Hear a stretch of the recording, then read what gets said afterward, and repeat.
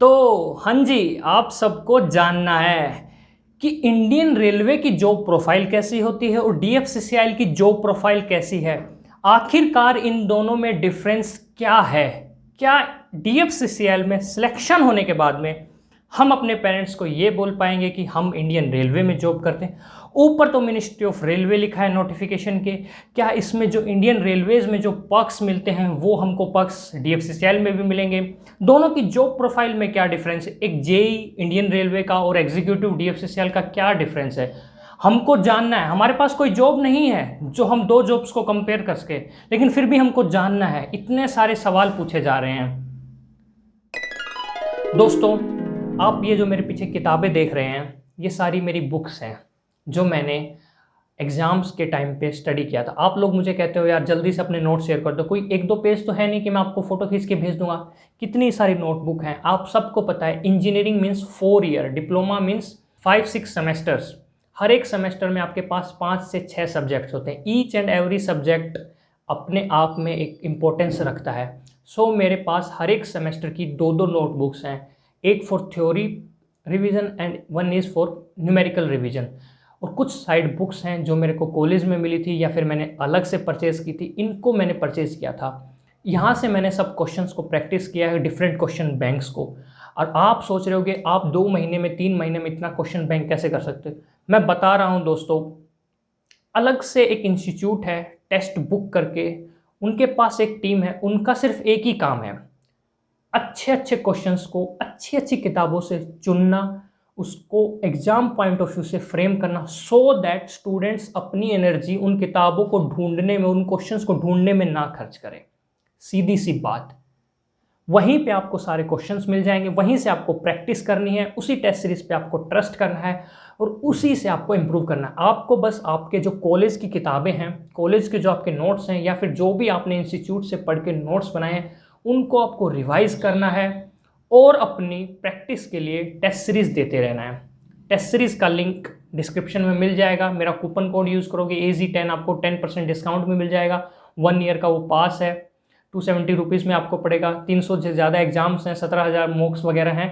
आप प्लीज़ अपनी एनर्जी को चैनलाइज कीजिए और सिर्फ रिवीजन में और अपने नोट्स पढ़ने में लगाइए। टेस्ट सीरीज को सिर्फ दीजिए, प्रैक्टिस कीजिए, दैट्स इट।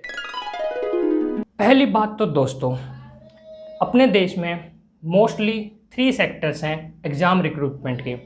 एक है बैंकिंग सेक्टर जो कंटिन्यूस एग्ज़ाम लेता रहता है, देन है एसएससी, देन है रेलवेज। आपको पता होगा दोस्तों 2 साल से कंटिन्यूस लॉकडाउन है, हार्डली कोई एग्ज़ाम हो पाता है, कोई कैलेंडर चल पाता है एग्ज़ाम के लिए। रेलवे ने एनटीपीसी के लिए नॉन टेक्निकल पोस्ट के लिए 2019 में नोटिफिकेशन निकाला था, अभी तक उसका CBT 1 कंप्लीट नहीं हुआ है। ग्रुप डी के भी अभी तक एग्ज़ाम नहीं हुए हैं दोस्तों। रही बात एसएससी की, उसको तो सब जानते हैं, पिछले 2-3 मिनिमम 3 ईयर्स लेता है वो एक एग्ज़ाम को कंडक्ट कराने में, उसको रिक्रूट करने में, उस पर लोगों को सेलेक्ट करने में। तो ऐसे में आपके पास बहुत कम चांसेस बचते हैं कोई गवर्नमेंट जॉब को कम टाइम में लेने के लिए। अब मैं आपसे शेयर करता हूं कि डीएफसीसीएल और इंडियन रेलवेज़ के एम्प्लॉयज़ के क्या क्या डिफरेंस होते हैं, दोनों की जॉब प्रोफाइल में क्या डिफरेंस है, पे स्केल में क्या डिफरेंस है, बेनिफिट्स कैसे कैसे हैं, उन सब के बारे में, सो दैट आपके दिमाग में कोई भी नेगेटिव थॉट्स या कुछ भी क्वेरी ना रहे। ये वीडियो लंबा हो सकता है तो आप प्लीज़ देख सकते हैं इसको, क्योंकि ये सब आपके लिए।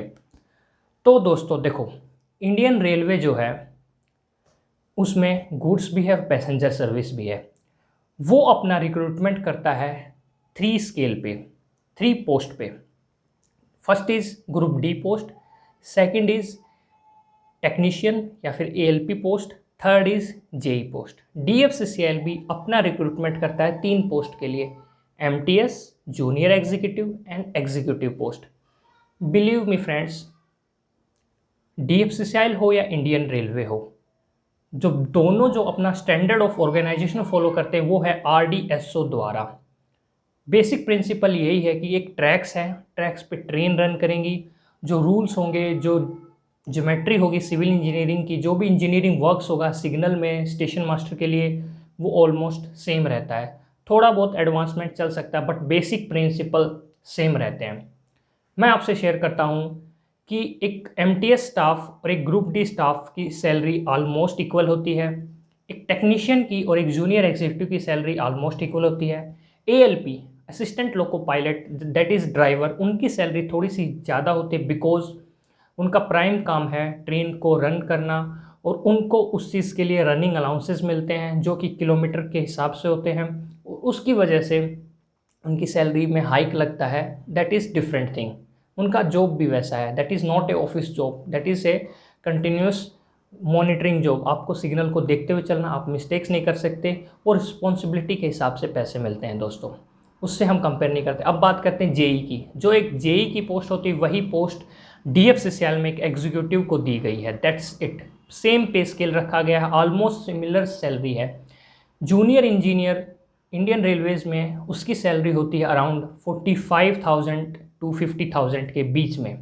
सेम सैलरी होती है एक एग्जीक्यूटिव की डीएफसीसीएल में 44,000 से 48,000 के बीच में। 2-4 हज़ार का डिफरेंस कुछ डिफरेंस नहीं होता दोस्तों। With in 5,000 difference is nothing A difference. Difference होता है 20,000 का, 25,000 का, जब दोनों का सैलरी स्ट्रक्चर सेम है। और मैं आपसे एक इम्पोर्टेंट बात शेयर करता हूँ, इंडियन रेलवे बहुत बड़ी ऑर्गेनाइजेशन है, बहुत बड़ी।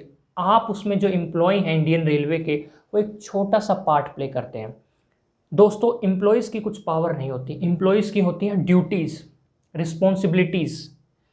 एक इंडियन रेलवे का एम्प्लॉय सुबह उठता है, अपना टिफ़िन तैयार करता है और अपनी ड्यूटी आता है और अपना काम जो उसको मिला हुआ है उस काम को वो निरीक्षण करता है, सुपरवाइज़ करता है, उस काम को वो करता है। ठीक है दोस्तों, इतना उसके पास समय नहीं होता कि वो दूसरे के काम में कुछ सजेशन दे सके, दूसरे के काम में वो उंगली कर सके, हाथ अड़ा सके। उसके पास कुछ एम्प्लॉयज़ होते हैं, कुछ टीम होती है, वो उन्हीं के साथ वो काम करता है। Second thing, same goes with DFCCL also. DFCCL का एम्प्लॉय भी सुबह आता है, अपनी शिफ्ट के अकॉर्डिंग वो काम करता है, जो जो उसके अंडर में लोग हैं उनको वो काम देता है, दैट्स इट। किसी के पास डिस्टिंक्ट पावर नहीं है। अगर इंडियन रेलवेज इतनी बड़ी ऑर्गेनाइजेशन है, हम अपनी थोड़ी सी भी कमांड किसी दूसरे डिपार्टमेंट में नहीं दे सकते because departments are different. Same goes with DFCCL दोस्तों। सेम सैलरी स्ट्रक्चर है, सेम वर्क प्रोफाइल है और जो भी सिर्फ नाम अलग अलग हैं दोस्तों। कुछ लोग कमेंट्स कर रहे हैं कि इट्स नॉट ए। देखो दोस्तों, इंडियन रेलवे के भी पास भी ट्रैक्स हैं जिन पे रेलगाड़ियाँ चलती है। ट्रैक सिविल इंजीनियरिंग डिपार्टमेंट में आता है। उन ट्रैक्स पे पावर के लिए हम इलेक्ट्रिसिटी यूज़ करते हैं जो कि इलेक्ट्रिकल डिपार्टमेंट में आता है। और ट्रेन्स को मूव करने के लिए जो सिग्नल्स देते हैं वो एसएनटी डिपार्टमेंट में आता है। ट्रेन्स को मूव करने का जिम्मा जो है वो स्टेशन मास्टर को दिया गया है जो कि स्टेशन पे बैठता है। डीएफसीसीएल में उसको ऑपरेशन एंड एग्जीक्यूटिव कहते हैं। दोनों जॉब प्रोफाइल में इतनी सिमिलैरिटीज़ हैं दोस्तों कि कहीं से भी आप उसको कंपेयर करना गलत होगा। आप अपनी ड्यूटी करेंगे, इंडियन रेलवे एम्प्लॉय अपनी ड्यूटी करेगा। एक और एग्जांपल मैं दे सकता हूँ दोस्तों, जैसे दो बैंक की जॉब्स हो गई, पंजाब नेशनल बैंक की जॉब हो गई और एसबीआई के बैंक की जॉब हो गई। दोनों का एक ही काम है, सुबह आना, 9 बजे 10 बजे अपना ऑफिस स्टार्ट करना, जो भी आपके पास काम है उससे वो डील करना और शाम को 5-6 बजे चले जाना, लंच में लंच करना, दैट्स इट। दोनों का सेम पे स्केल पे काम चल रहा है, ऑलमोस्ट सेम स्केल है और सब अपना काम करते हैं और दैट्स इट चले जाते हैं। कोई अपनी जॉब्स को कंपेयर नहीं करता है। ये वो लोग कंपेयर करते हैं जिनके पास कोई भी जॉब नहीं है। पहले जॉब ले लो उसके बाद कंपेयर करना। अभी जो डीएफसीसीएल का नोटिफिकेशन है उसका एग्जामिनेशन दिल्ली से कंडक्ट होता है, दैट इज़ दिल्ली उसको गवर्न करती है, document verification and medical process, जबकि इंडियन रेलवेज में आरआरबी करती है ये सब प्रोसेस। तो ये प्रोसेस फास्ट होगा, इंडियन रेलवे का प्रोसेस थोड़ा लेट चलता है, इट टेक्स 2 to 3 ईयर्स। आप एग्ज़ाम करेक्ट करने के बाद में दोस्तों आपकी पहचान एज ए एम्प्लॉय होगी और आपके काम से होगी। आपका नाम होगा, मान लीजिए आपका नाम अपरिचित है तो आपका नाम होगा अपरिचित कोमा मिनिस्ट्री ऑफ रेलवे। आप मिनिस्ट्री ऑफ रेलवे के एक एम्प्लॉय होंगे, एक इंजीनियर होंगे, उसी हिसाब से आपको बेनिफिट्स मिलेंगे। अगर आप एक इंजीनियर हैं तो आप अपना काम का एक्सपीरियंस किसी भी मिनिस्ट्री ऑफ रेलवे के डिफरेंट पीएसयूज़ में आप कर सकते हैं। मैं आपसे कुछ पीएसयूज़ आपसे शेयर करूंगा। देखो दोस्तों, डीएफसीसीएल इससे पहले अपने प्लानिंग फेज़ में था, सो इसलिए सिर्फ प्लानर्स का रिक्रूटमेंट हो रहा था, सिविल सिटी प्लानर्स का हो रहा था, आर्किटेक्ट्स का हो रहा था। बट अब ये ऑपरेशन फेज़ में आ गया तो इसे मोर मैन पावर की नीड है, इसीलिए ये थ्रू ओपन मार्केट रिक्रूटमेंट कर रहा है आप सबके लिए। इसीलिए आपको अब ये नया लग रहा है, बट आने वाले 10-15 साल में ये बहुत कॉमन हो जाएगा। मैं बता रहा हूँ दोस्तों, इस टाइम पे 2 मिनिस्ट्री ऑफ रेलवे के पीएसयू वर्किंग है। ये 2 पीएसयूज मैं आपसे शेयर करता हूँ। इनमें भी अभी ये प्लानिंग फेज में, बट आने वाले 5 साल में आप लोग खुद अपना एक्सपीरियंस लेके इसमें जा सकते हैं। ये मैं आपको एक वीडियो में शेयर करता हूँ। हाँ जी दोस्तों, तो मैं बात कर रहा था कुछ पीएसयूज की, जैसे कि ये इंडियन रेलवे का एक पीएसयू है। आप पढ़ सकते हैं, national high speed rail corporation limited. इसकी मैं वेबसाइट अगर आपको सामने खोल के दिखाता हूँ दोस्तों, आप देखिएगा। ये देखिए, national high speed rail corporation limited.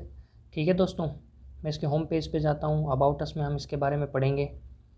ये एक मिनिस्ट्री ऑफ रेलवे का पीएसयू है, जो कि धीरे धीरे अभी अपनी प्लानिंग फेज में है, बट आने वाले 5 साल में रिक्रूट करेगा आप सबको। आप इस सब में इसमें अपने एक्सपीरियंस के साथ इसमें अप्लाई कर सकते हैं। इसका एक अलग से इंस्टीट्यूट है, वडोदरा में इसको बनाया गया है, जिसमें सिर्फ और सिर्फ हाई स्पीड ट्रेन के लिए आपको ट्रेनिंग दिया जाएगा। सो ये जैसे अपना पीएसयू अपना अलग से बना रहा है, आप देख सकते हैं। Let me show you. ये देखिए दोस्तों,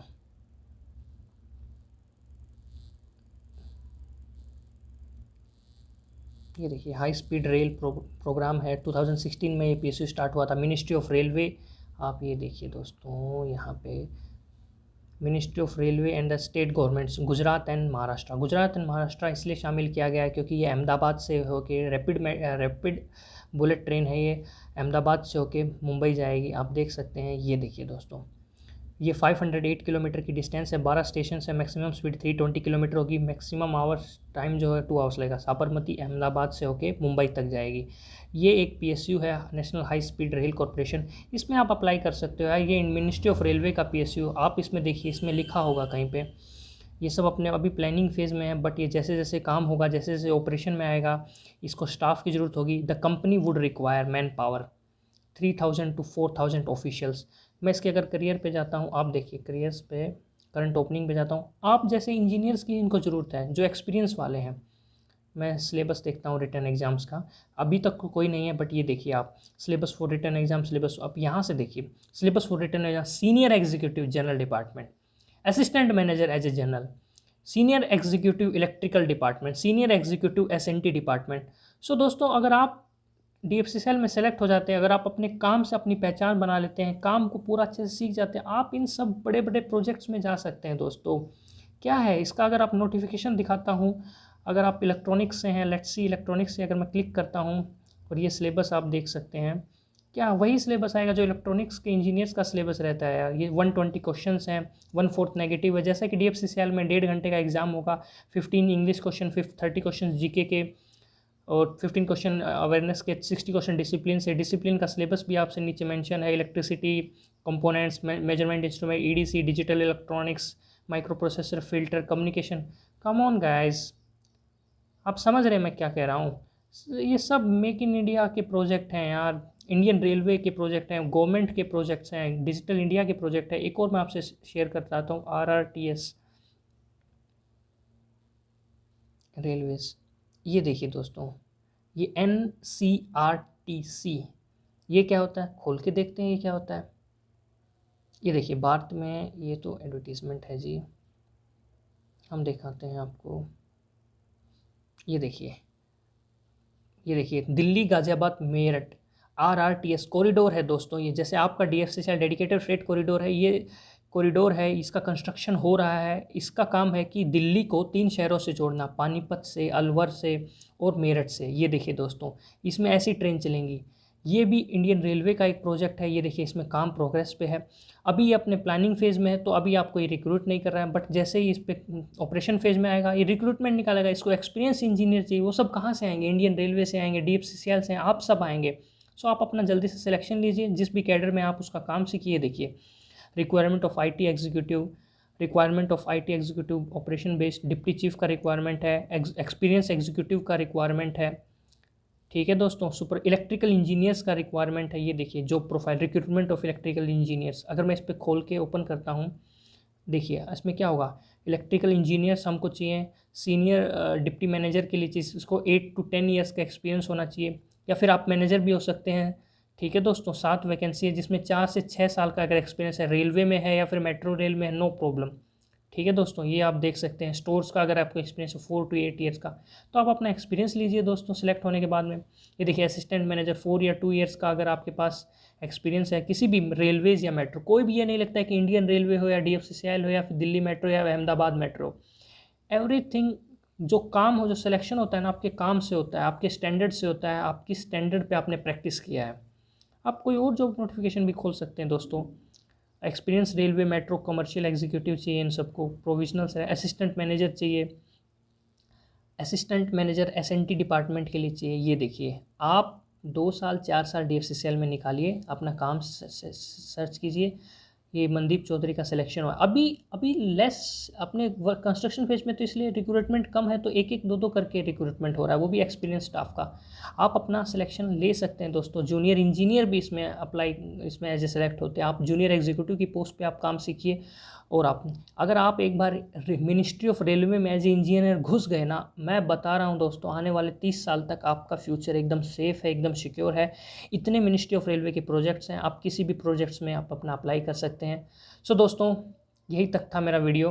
और प्लीज़ आप पढ़ते रहिएगा, कोई भी आप गलतफहमी मत पालिएगा कि ये छोटी जॉब है, बड़ी जॉब है। प्लीज़ आप प्रिपेयर कीजिएगा। आई होप मैंने आपको अच्छे से गाइड किया होगा, मिस गाइड नहीं किया होगा। और इस वीडियो को यार लाइक करो, शेयर करो, सब्सक्राइब करो मेरे चैनल को।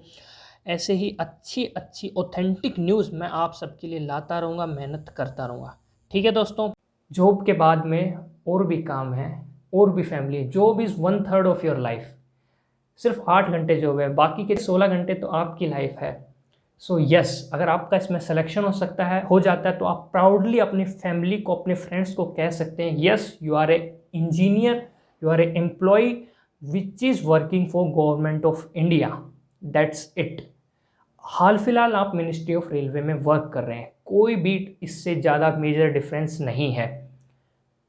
मैं बता रहा हूँ दोस्तों, आप प्लीज़ कंपेयर करना बंद करें कि ये जॉब ज़्यादा अच्छी है, ये जॉब ज़्यादा अच्छी है। सब में काम की ही सैलरी मिलती है और सब में ड्यूटीज़ रहती हैं।